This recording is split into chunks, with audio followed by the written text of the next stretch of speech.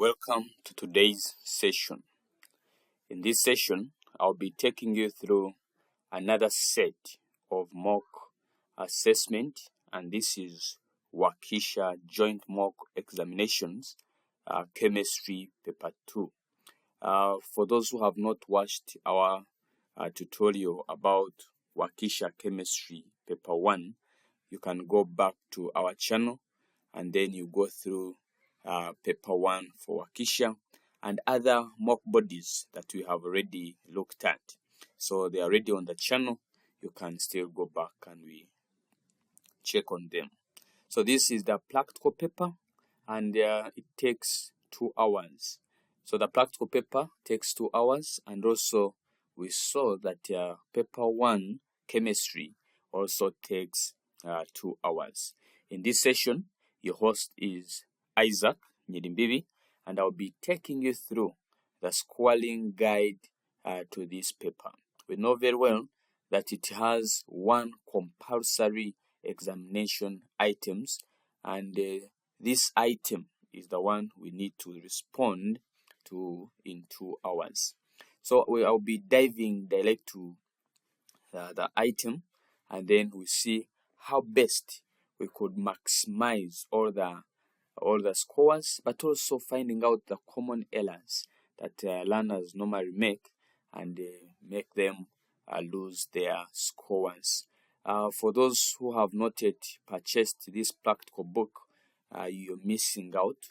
Make sure that you get your copy of this practical book. It is a competence-based curriculum practical book, the 2nd edition of 2025. Just inbox on those numbers. They are all on WhatsApp, or you can send an email on isaacnyirimbibi47@gmail.com. We also have Remedy to Chemistry. This one covers paper 1. So for those who need this is a good masterpiece that you need to have as a student in O-level, but also as a teacher to guide you as you're teaching your learners. Let's go direct to our question for Wakissha. We go through it. For those who have not yet subscribed to our channel, please click on that subscription button, and you also click on the notification button.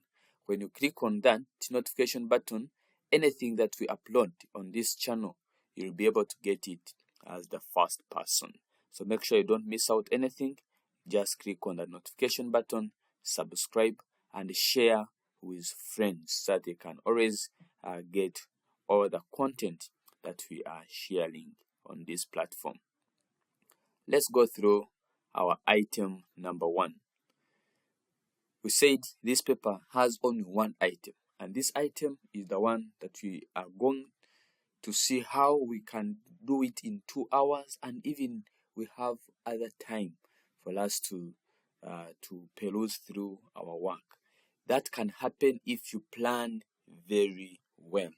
We have sessions on practical facilitation, and the links are down there in the comment section. Check on those links for session 1 and session 2. They are explaining each and every step, but also the element of construct that covers the practical part of chemistry paper 2. So for those ones who have not yet gone through session 1 and session 2, please go to the comment section, click on that link for session 1, click on the link for session 2, and then you'll be able to be guided in all the parts, the planning phase, implementation phase, and then the recommendation and the conclusion. So in this session, we shall be just looking at the scoring guide to this paper. We shall not go back into those other details. Let's go through the scenario. Wash and Wear, a laundry service provider in one of the Kampala city suburbs, has to choose the best water source for effective washing with a new soap brand on the market. Its manager has contacted 2 water suppliers from the area, but does not know which of the water two sources will minimize wastage of soap and cut down on the cost of soap. Oh, that is good. So when you look at this scenario, this is wash and wear laundry service provider, and they are saying they want to, there is a new soap brand which is on market, and they want to test which kind of water source is best, that is not going to waste the water, and then they're also looking at how they can cut down the cost. The question is, where do we find this topic? Where do we find, from which topic do we find this item that they have set? So we can see something about water, there's something about soap. In simple terms, we run very fast to hard water and detergents. That is where we are deriving our item. Now, what is it that they want? Its manager has contacted 2 water suppliers from the area, but he does not know which of the 2 water sources will minimize wastage of soap and cut down the cost of soap. So, which means we have 2 water sources, and then we have our soap solution, and we want to see which one of the 2 water sources is good, is not going to waste our water, our soap, and cut down the costs. So you are provided with the following. F, we are provided with F, which is 80 cubic centimeters of water sample from source A. Then we have T, which is 80 cubic centimeters of water sample from source B. And then we have BA1, which is 150 cubic centimeters of soap solution. We have a bullet, we have pipette and other laboratory apparatus. So we have been provided with all these materials, and now the question is, what do we need to do? The task. As a chemistry learner, design an experiment to help advise the laundry service provider on which water source to use. You recall we have 2 water sources. The one for source A and the one from source B. And I've labeled them F and T. Then we have also soap solution. So we want to design an experiment to help advise the laundry service provider on which water source to use. Your design should include aim, hypothesis, variables, apparatus and materials required, procedure, risks and mitigation. In our session, we said all these are put in the planning phase. So these are things that you do before you start carrying out your experiment. In simple terms, you have gotten this paper, it is on your table. You don't start carrying out the experiment immediately. Instead, we first do the planning. We design the experiment. And in our design, we state the aim. Why are we carrying out the experiment? We put down hypothesis. Hypothesis, that is the testable assumption of this experiment. What do you expect from this experiment? So that testable statement that you put is what you are calling the hypothesis. Variables, apparatus, procedures, risks, and mitigation. I believe for those who have been following as you are reading this scenario, you have been able to get the aim. Because where do we get the aim? From our scenario and also from the task. Because when you see, its manager has contacted 2 suppliers from the area, but he does not know which of the 2 water sources will minimize the wastage of soap and cut down on the cost of soap. So you can see from there, we can be able to design our experiment by stating even the aim. So part B, we're saying carry out the experiment and record your findings. Then analyze and interpret your data. Then give a recommendation to to the laundry service provider. So we are going to go through the solution, the responses to this step by step, as we also identify the marking points, as we also identify the areas that most of the learners fail to put, and then they lose out some scores. So let's go directly to our responses. That is our contact. You can WhatsApp or call on that number for those who want the practical book, but also those who need the soft copies of this content. Just click WhatsApp on that number, or you call on that number. I'll be able to respond to you. Let's look at responses. The aim. Now look at this aim. I'm saying to determine, our aim is to determine which of the two water samples, F and T, is reformed rather with BA1, and BA1 is our soap solution. Why am I saying is reforms lather? You recall from the scenario, they are saying the one which will reduce on the costs, on the wastage on soap, and reduce on the costs, which means it's that one which is going to help in forming rather faster. But of course, even another person can formulate another aim depending on how you have read the scenario. Now I want you to put your response also on the aim. Which one could be your aim?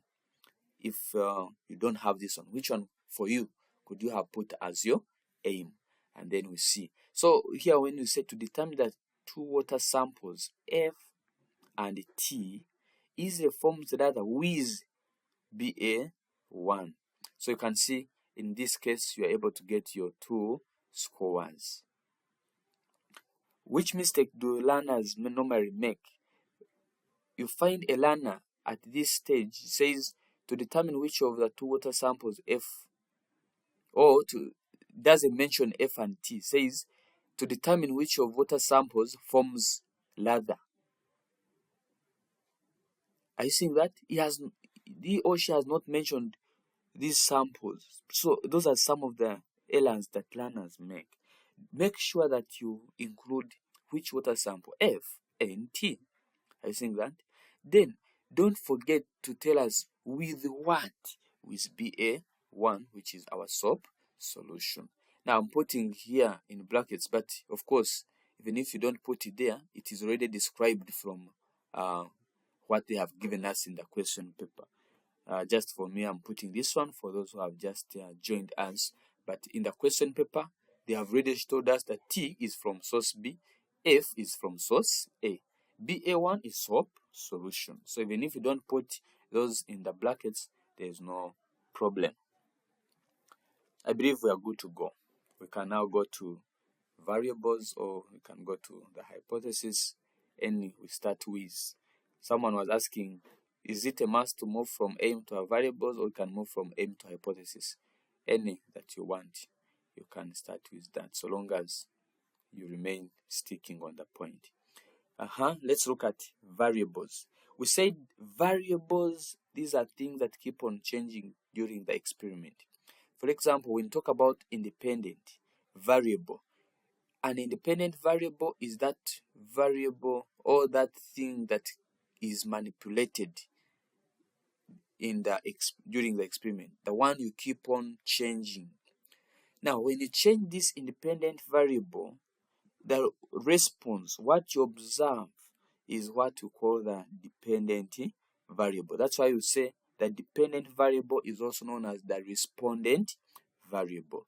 Then the one you keep constant, the one you don't change, is what you call the controlled variable. So in this experiment, as we're carrying out this experiment, what is our independent variable? What are we changing? The hardness of water sample F. So because of course sample F from source A, what it contains is different from that one of T. So someone who says hardness of water sample F and T, that one is the one that you're going to be changing. So when you use the water sample F, The volume of soap used to form permanent leather is different from the one for tea. So what we are going to be observing or measuring is the volume of soap solution. So that one becomes our dependent variable. Now, what are we keeping constant? Now, for water sample F and for water sample T, for this water sample F and this water sample T, we are keeping constant the volume of water we are using. Are you seeing that? So if you have used the 25 for F, even for T, we are going to use 25. So that one will be the same. Then another thing we are keeping constant is the soap solution concentration. That the same soap solution you have used for F should be the same soap solution you're using for T. Don't reach a point and then you add some water in your soap solution. Then you will not have results which are good. So you have to make sure that even this one is kept constant. Of course, the temperatures of these water samples has to remain the same. If you have not warmed the other one, don't warm also this one. The temperatures of that solution should remain the same. Hope we have been able to understand very well how we have come up with our variables. Now, when you come to hypothesis, this is a testable statement, a prediction that you make in our experiment. So this prediction that you're making is, you see what I'm saying, but of course, even you will tell me yours that you could have put. But to me, I'm saying that if soap reacts with hard water to form an insoluble substance, that is scum, then in absence of ions responsible for hardness, soap will react with water to form lather. So these are things that you are going to be testing. It is a testable statement. So which means we are having two water samples, F and T. So when you react them with soap, we shall be able to see which one forms an insoluble substance, which one reacts very well to form lather. So the one which forms lather is the one we are calling the soft water, or is the best. The one which will form the insoluble substance is the one which will be having the ions for hardness, and therefore we say that one will not be the best. So that is our hypothesis, and can also give you 2 scores. Of course, here each variable is giving you 1 score, and therefore you're able to get your 3 scores. Okay, let's keep on moving. Apparatus. What are the common mistakes people or learners do when they reach on apparatus and material? When you reach on apparatus and material, you find the learner is putting an apparatus that he or she is not going to use. Make sure whatever you put here is what you're going to use in your experiment. If you're not going to use that thing, then don't put it. Don't dare put it there. Are we getting that? So, in this experiment, I'll need a bullet of 50 cubic centimeters. I'll need a stand and clamp. I'll need funnel. I'll need measuring cylinder with filler. I'll need a conical flask of 250 cubic centimeters. I'll need beakers, then white tile, and then labels. Then we also need some reagents which have been supplied, like 80 cubic centimeters of F, 80 cubic centimeters of T, and then 150 cubic centimeters of BA1 soap solution. So this one we normally give only 1 score. But this 1 score, to get it, is to be sure that whatever you're putting down is part of the procedures you're going to speak about, or is part of the things you're going to use in your experiment. And how can we know that you used those apparatus in your procedures? Because in your procedures, if you don't say bullet, then, and we see it in under apparatus, then it means that you have put things that you don't know that you're going even to use. If you're a doctor and you bring a syringe to give to bring a syringe, yet you're going to give someone tablets, surely you will not be a competent doctor. So that's why we want to see, can you identify the right materials for the experiment, for the investigation you're going to carry out. If not, then you may bring issues. That's why we do penalize a learner who doesn't specify the actual, the accurate apparatus and materials he or she is going to use. Now let's look at procedures. We said that these procedures, the tense we are putting. Now some learners were asking, why do we put it in past if they are doing it at that moment? Now you're doing this experiment at that moment, but who is going to mark you? The teacher who is going to mark you, the examiner who is going to mark you is not with you in your experiment. Is going to mark you after a month. Is going to mark you after a week. So it's like you're making a report of what you have done. Because as we score you, we're not going to score you immediately in that paper. You'll be scored after a period of time. That's why we need to put in this language. You're making that a report of what you have done. So here we use these terms and we say 25 cubic centimeters of water sample F was measured into a clean conical flask using a measuring cylinder. That is a very good statement. The bullet was filled with BA1 to 0 mark as the initial bullet reading. Good. The water was titrated with soap solution from the bullet while the conical flask was shaken to mix until permanent lather was formed. These statements are nice. The final bullet reading for soap solution used to form permanent lather was noted and recorded. Good. The resultant mixture was powered away and the conical flask was washed thoroughly. That is good. Procedures A to E were repeated twice for sample F to obtain 3 readings. Why are we obtaining 3 readings? To see the consistency and also for accuracy. Yeah, we are doing it 2 times that we can have things which are accurate. Then procedures A to F were repeated for water sample T. So we have finished for water sample F, then we repeat the same procedures for water sample T. Then the volumes of soap solution used in cubic centimeters were recorded. And then you get all your scores. Can give you 3 or even 4 depending on the examiner's choice, but most of times we give a 3. Risks and mitigations. Now, the risks and mitigations, we don't put them for only scores. We put risks and mitigations. These are things that, the risk, that's something that can happen during your experiment. So, you put the mitigation, the measures you're going to use during your experiment, or the measures that you use during your experiment, so that you avoid those risks that may happen. Like now, you see the first risk. Spillage and wetting of benches or skin irritation by the soap solution. So those are 2 issues. How can we mitigate this? Use of funnel while filling the bullet. Are you seeing that? Of course, this is the mitigation for spillage and wetting. Then there's this skin irritation by soap, especially when it powers on your body. Then what we do? Wearing goggles and a coat when carrying out the experiment. Are you seeing that I have put 4 points here in one?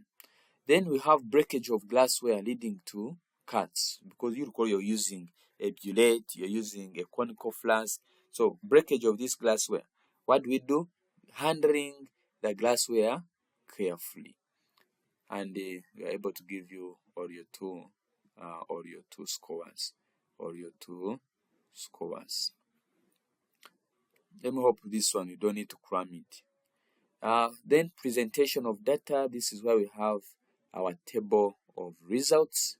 Of course, table of results, we generate it depending on our procedures. So the volume of water sample used for each trial, we used 25 cubic centimeters. You get your score there. So we have our table of results, which is very well designed there. We have the first column showing the law of sample F and the one for sample T. You recall we did this 3 times for consistency, and every time we are beginning, our rate reading was 0. Then the final rate reading, we can see them different here. At the first time 13.2, second time, the third time. So these are our bullet reading volume of BA1 used. How do you get the volume BA1 used? You get the final minus where you started from, and then you can be able to get the final minus initial, and you get your rate reading.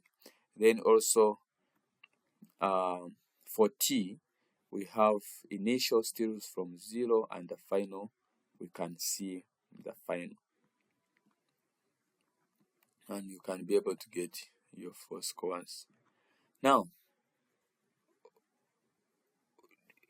the common errors on this table of results is here.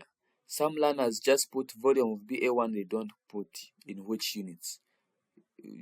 Final bullet reading in which units, they don't show these units. So it's very important for us to always include these units when we are carrying out such an experiment. So for me to know the volume of BA1 used for F and volume BA1 used for T, I came here to check on the 3, then you get the average volume for those ones. But I was considering the 2, those ones which are very close to one another. Like for example, for F, which is from source A, I considered 13.00 and then 13.20. Those are the closer ones, and then the volume, the average volume, 13.10 cubic centimeters. Then for T, the ones which are close to one another, we have 30.10 and 29.90. So when you get the average, you get 30.00 cubic centimeters. So that is the volume of BA1 used. That is the SOAP solution used for source T, F, and source T.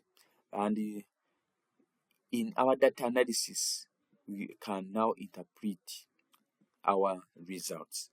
This one is using this volume, needed this volume to form permanent ladder, while this one needed 30 cubic centimeters of SOAP solution to form permanent ladder. What do we say on that? So in our data analysis, you can see we have been able to do even the percentages to find out which one is the best. So in our data analysis, we said less SOAP was required for F than T. Isn't it true? Yes, because here you have 13.10 cubic centimeters, which is less than 30 cubic centimeters. Hence, T was softer than F. I believe that is good. The larger SOAP volumes for F indicated more. The larger SOAP volume for T, this is supposed to be T, indicated more hardness ions forming scum with SOAP before lathering. So that was a T, just sorry on that. So approximate saving using F instead of T, because you see that T is the one taking much SOAP. The approximate saving of using F. So here we are just giving how much are you saving if you use F instead of T. So we have calculated the percentage, and you're getting, if you're using F instead of T, you're saving around 56.3%. Which means if you're using water sample T, and you have been using maybe SOAP of 2000, instead of 2000, if you use F instead of 2000, you use only 1000 shillings. Are you seeing how it is saving? You're going to use less SOAP compared to the other one. I think this was a good analysis. Thus, F would significantly reduce SOAP's consumption and the cost. That is very good. and you can get even your 4 scores with your data analysis. Okay, now we can go to the conclusion. So conclusion and recommendation. Let me just display all of them at once so that we can move at the same pace. Now, someone is saying, now I'm not carrying this experiment practically here, but I'm showing you what we have gotten in our practical part. So for you outside there, follow the procedures. Design your experiment. Call out. What you're doing is giving you the hints on how you can call out this experiment. One thing I know, if you do very well your planning, then the implementation can never fail you, because you're just putting into practice what you have written down. Now, look at this conclusion. Water sample F required the least amount of soap to form permanent lather. Therefore, it is better water source for washing, and you get your one score. Then recommendation. I recommend that wash and wear use sample source A, which is sample F, to avoid wasting soap to cut the costs. So we are recommending this. If source B must be used, it may be softened by boiling or by small addition of washing soda before washing. We even give them alternative. If you have to use the other one, make sure you first soften it, and then you're able to get your scores. So we have 2 scores. There are some learners who are asking, can't we draw a graph for this experiment of soap? Now look at, I try to design a graph.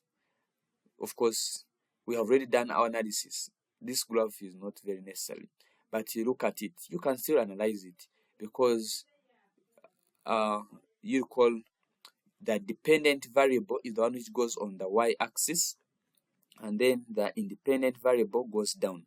Our independent variable were the water samples, and then the dependent variable was the volume of BA1 used. For sample A, we see that it used around there 13.01, which is there. Then for sample B, we see it was using 30 cubic centimeters. So you can see that this one is using a lot of water sample of BA1, while the other is using very small. So even here you get a score on the axis, you get a score there, and you also have a score on down here on labeling your axis.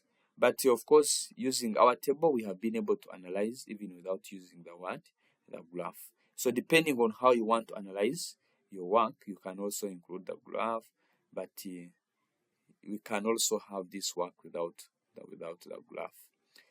Yeah, for more inquiries, please don't forget to WhatsApp or call on this number. And just a reminder, for those who have not yet gotten this copy, just pick your copy today. And as I said, for very many copies, especially for teacher who is ordering for the learners, if you order very many copies, the delivery is free.